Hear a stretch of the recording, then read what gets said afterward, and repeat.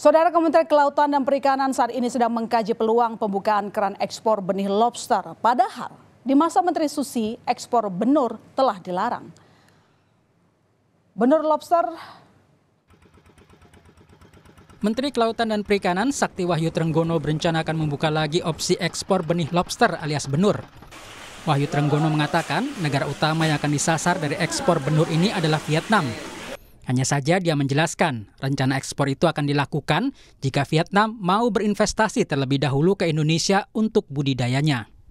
Vietnam harus berinvestasi dahulu atau budidaya dulu di sini supaya kita dapat manfaatnya juga.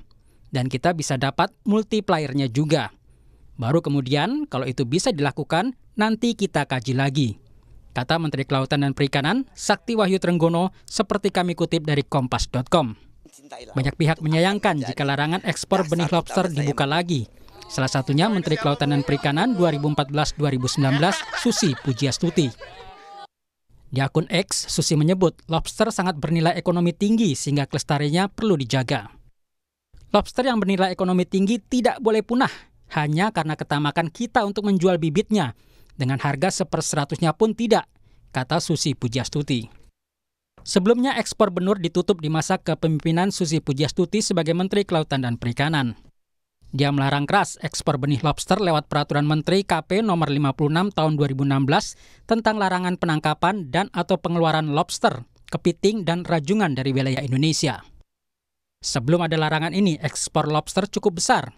Pada 2014, volume ekspor mencapai lebih dari 517 ton, dengan nilai transaksi saat itu mencapai 36,5 miliar.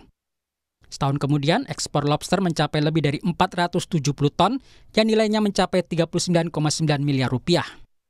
Sementara pada 2016, volume ekspor lobster lebih dari 756 ton dengan nilai transaksi saat itu 58,6 miliar rupiah. Penyelundupan benih lobster sangat marak pada 2015 yang mencapai 27,3 miliar rupiah. Sementara pada 2016, penyelundupan benih lobster sebesar 71,7 miliar rupiah. Bahkan setelah ada larangan, penyelundupan masih terjadi. Pada 2017, nilai penyelundupan mencapai 336,3 miliar rupiah dan pada 2018 mencapai 463,4 miliar rupiah. Di masa kepemimpinan Edi Prabowo, kebijakan ekspor benur dibuka lagi. Aturan tersebut ditandatanganinya pada 4 Mei 2020. Setelah Edi tertangkap KPK, kebijakan ekspor benur pun ditutup lagi oleh pemerintah. Tim Liputan Kompas TV.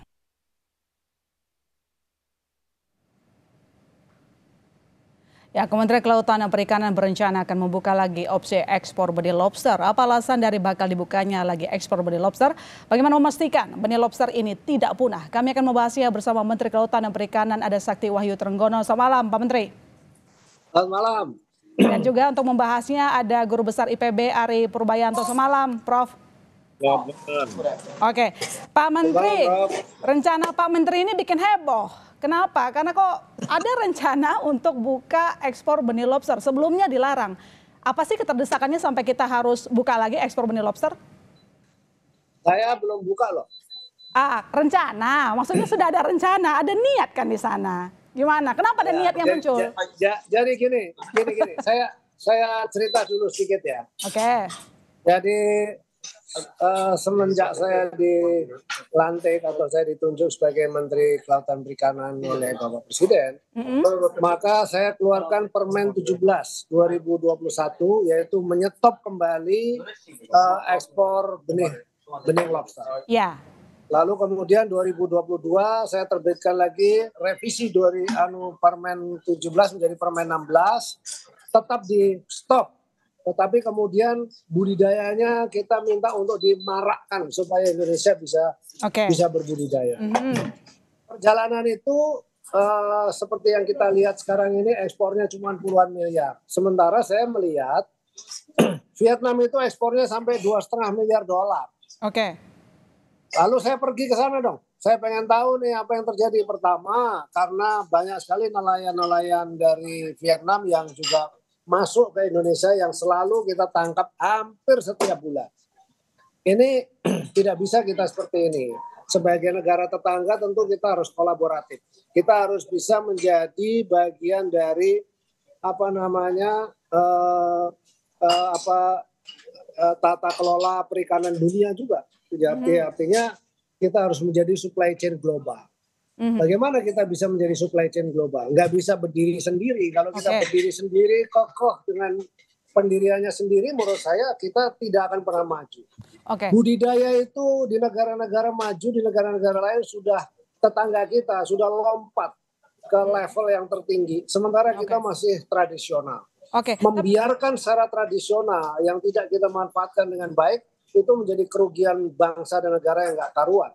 Nah, saya pergi ke sana dengan ekspor yang begitu besar, lalu saya mencoba untuk melihat yang terjadi. Apa sebenarnya yang terjadi? 100% bibit lobster terus saja mengalir ke Vietnam. Secara ilegal? Secara ilegal. Sampai hari ini. Dan hari ini kalau Kompas bisa melihat, kita setiap hari melakukan operasi bersama terus-menerus. Dan sumbernya... Tapi Pak Menteri, apakah memang harus itu jawabannya membuka lagi ekspor benih lobster? Kenapa bukan kita memperketat pengawasan? Kan ini urusan legal dan ilegal. Tunggu. Sudah 2 tahun, sudah 3 tahun ini pengawasan kita perketat terus. Jebol juga, nggak tahu dari mana jebolnya. Tapi yang pasti sampai saya beli kapal, musuhnya atau penyelundupnya menggunakan kapal yang 8 mesin, saya beli yang 8 mesin, dia beli lagi yang 16 mesin, kita mau ngejar lagi 16 mesin, dia sudah 32 mesin. Gimana caranya kita nahan seperti itu? Cuman satu, kita kerjasama dengan negara yang dituju itu untuk kemudian tidak lagi menerima benih-benih yang ilegal. Karena ini uangnya sangat besar sekali. Kalau Anda sekali waktu memang saya harusnya ajak Kompas untuk melihat ke sana langsung bagaimana apa yang terjadi. Boleh, kita tunggu. Jadi jangan begini loh, jangan begini ya. Kita menahan ekspor, kita mati-matian negara ekspor, barangnya lepas terus, orang lain yang menikmati. Kita harus bisa menjadi bagian dari supply chain global, itu yang paling penting. Gitu loh. Baik. Nah, caranya gimana? Nah, itu yang harusnya ditanya, caranya gimana? Nanti saya jelaskan caranya. Baik. Sebelum nanti Pak Menteri jelasin, saya ke Prof Ari. Prof Ari, ada semacam suasana hati desperate di sini oleh Menteri karena katanya kok lepas banyak yang ilegal pun. Kalau saya lihat ada 600 juta benih lobster Indonesia diselundupkan ke Vietnam. Nilai kerugian itu bisa mencapai 3 hingga 30 triliun per tahun.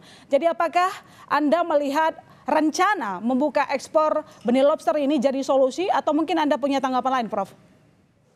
Begini. Jadi yang disampaikan Pak Menteri tadi kan beliau menyampaikan kolaborasi bukan buka. Jadi ada aspek kolaborasi yang mana kita belajar juga transfer teknologi ke Indonesia, perkuat budidaya. Jadi begini, sumber daya yang sudah diberikan Tuhan ke tanah air Indonesia yang kaya raya itu memang wajib dikelola. Dikelola bukan berarti hanya untuk dijaga, ditonton, dan pada akhirnya dia akan mati juga. Aspek pengelolaan ini penting, tapi yang paling sulit adalah mengelola manusianya itu. Kalau mengelola sumber dayanya jelas, lebih mudah. Manusianya yang dikelola yang susah, karena itu walaupun dilarang sekalipun buktinya kan bocor. Dan pengawasan nggak mungkin mengawasi ke setiap orang, dan semuanya harusnya bekerja sama melakukan pengawasan itu. Kenyataannya kan tidak, banyak yang bermain juga. Ini siapa yang main, Prof? Nah, saya nggak menyampaikan siapa bermain, tetapi ini adalah komoditi yang sangat menggiurkan sehingga setiap orang mereka ingin terlibat, dan memang cara-cara ilegal adalah yang ditempuh untuk Prof, kalau kita sedikit melihat ke belakang saat ada pelarangan ekspor benih lobster, kita kan berharap akan ada peningkatan pembudidayaan begitu. Tetapi apakah mungkin Anda punya data mungkin bahwa memang itu tidak efektif membuat para petambak juga menjadi pembudidaya lobster? Betul, karena memang sampai saat ini yang dituntut adalah adanya transfer teknologi dan juga perkembangan yang pesat terkait dengan budidaya lobster. Dan ini melihat pergerakan itu berkembang dengan sesuai harapan. Karena itu memang perlu ada cara yang mungkin Pak Menteri sudah memiliki cara jitu. Baik. Terkait dengan cara jitu tadi Pak Menteri yang mengatakan akan memberitahu soal caranya. Salah satu yang saya baca pernyataan dari Pak Menteri bahwa syaratnya kalaupun nanti dibuka, negara yang dimaksud Vietnam misalnya mereka harus investasi, melakukan pembudidayaan. Mungkin dikasih tahu dielaborasi maksudnya gimana Pak Menteri? Ya, jadi begini. Seperti Prof. Ari sampaikan sebetulnya, kita juga diskusi dengan para pakar dan lain sebagainya. Sebetulnya karakteristik daripada baby lobster ini kalau nggak diambil, yang hidup mungkin cuma 1%, bahkan kurang dari 1% yang dia bisa menjadi dewasa. Oke. Nah, ini karunia dari Allah sebetulnya kepada negara kita yang begitu melimpah dan tidak terjadi di negara lain. Gitu. Nah, kalau itu terjadi di negara lain, saya punya keyakinan Vietnam tidak akan juga dia membudidayakannya ngambil dari Indonesia atau dia membeli secara ilegal dari Indonesia. Tapi yang pasti Indonesia begitu melimpah. Kalau data jumlahnya berapa, ya Pak Prof. Ari, saya kira beliau dari Kajiskan, saya punya keyakinan dari IPB pasti ada catatan-catatannya. Tapi menurut saya kalau setiap tahun lebih dari 300-400 juta benih lobster yang terus mengalir dan beredar ke negara tetangga kita, lalu kita tidak mendapat manfaat apa-apa. Kita menjadi penonton saja. Coba bisa dibayangkan. Nah, ini yang menjadi pemikiran saya. Sementara kita harus membangun bangsa ini menjadi yang lebih baik. Jadi kalau kemudian mereka banyak sekali di daerah-daerah seperti di daerah Sukabumi, kemudian di NTB, itu nelayan-nelayan penangkap itu sampai dikejar-kejar oleh petugas kita dan lain sebagainya. Tapi sisi lain kita juga melihat mereka hidupnya seperti itu. Gimana caranya untuk memperbaiki? Nah, itulah kemudian kita telusuri, saya bersama dengan tim dari Kementerian Kelautan dan Perikanan menelusuri mata rantainya itu seperti apa. Kenapa kita tidak berhasil dalam 3 tahun ini melakukan budidaya? Banyak budidaya.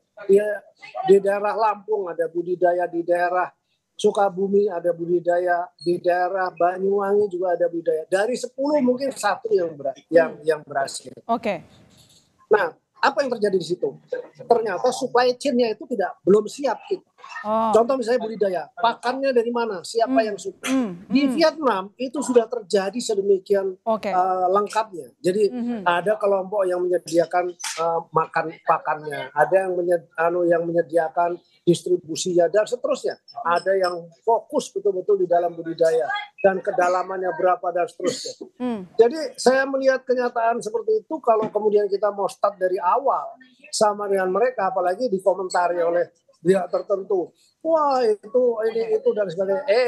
Itu triliunan, puluhan triliun ini aset negara. Ya, kita udah jagain setengah mati, pakai anggaran setengah mati. Kita bersama-sama dengan kepolisian, dengan aparat-aparat yang lain, jebol juga, lolos terus saya nggak tahu lewatnya mana. Apakah lewat selam, mungkin lewat penyelam barangkali, kita nggak tahu. Nah, maka strateginya saya bicara dengan Menteri MARD yang di Vietnam, saya datengin, saya bicara dengan menterinya, saya katakan kita sebagai negara jadi satu saja sudah. Kalau Vietnam sama Indonesia jadi satu, maka kita akan menjadi jagoan di kawasan, khususnya di sektor kelautan dan khususnya di perikanan. Oke, ini yang kita dorong. Gitu. Oke, baik, saya ke Pari.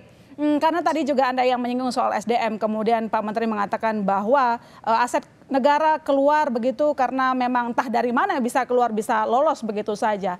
Tapi gini Pak, ketika ada aturan larangan ekspor benih lobster ini kan waktu itu juga para petambak juga teriak ya, karena mereka merasa mereka hidup dari laut begitu. Nah, selama sekian lamanya aturan pelarangan ekspor benih lobster itu berlaku, tapi ternyata tidak mampu menciptakan mereka yang mandiri, petambak mandiri, nelayan mandiri. Apa yang kurang di sana? Apa yang miss menurut Anda? Begini, untuk budidaya lobster ini memerlukan modal yang tidak sedikit. Ya, jadi siapa saja yang terlibat di sana? Ya, tentu bukan hanya modal, tetapi teknologi dan mereka harus punya knowledge juga. Dan ini yang belum disampaikan oleh Pak Menteri tadi. Jadi supply chain-nya belum berjalan. Jadi memang budidaya ini tidak bisa mereka membudidayakan dari kecil sampai besar, tapi ada stage yang segmentasi mereka melakukan budidaya dari yang tadi BBL menjadi ukuran sampai 200 gram selanjutnya, dan ada pakannya. Dan ini bukan hal yang sepele dan tidak bisa nelayan tradisional yang dengan kemampuan tradisionalnya dia mampu melakukan budidaya dalam tentu budidaya yang besar, yang modern. Dan ini memang perlu adanya tentu keterlibatan pemerintah dan swasta untuk menggarap budidaya lobster ini sehingga kita mampu bersaing dengan di Vietnam saat ini. Tanpa itu kita akan hanya berbudidaya tradisional dalam skala-skala kecil. Dan ini saya pikir momen yang bagus pada saat Vietnam mau dia menginvestasikan di Indonesia, transfer knowledge, dan kita memberikan kuota tertentu untuk mereka manfaatkan. Tentu ada kolaborasi untuk dalam sektor budidaya ini, khususnya untuk lobster. Saya pikir ini hal yang perlu dicoba dan saya pikir challenging untuk Indonesia. Baik, nanti kita akan tunggu kebijakan finalnya, kapan mungkin permen khususnya akan terbit, nanti akan dijawab oleh Pak Menteri di waktu yang tepat. Terima kasih sekali lagi saya ucapkan ke Pak Menteri Kelautan dan Perikanan, Pak Wahyu Sakti Trenggono. Selamat kembali bertugas, Pak. Nanti kami ganggu lagi ya. Ya, oke. Terima kasih. Saya juga ucapkan selamat malam kepada Ari Purbayanto, Guru Besar IPB. Selamat malam, Prof. Selamat malam.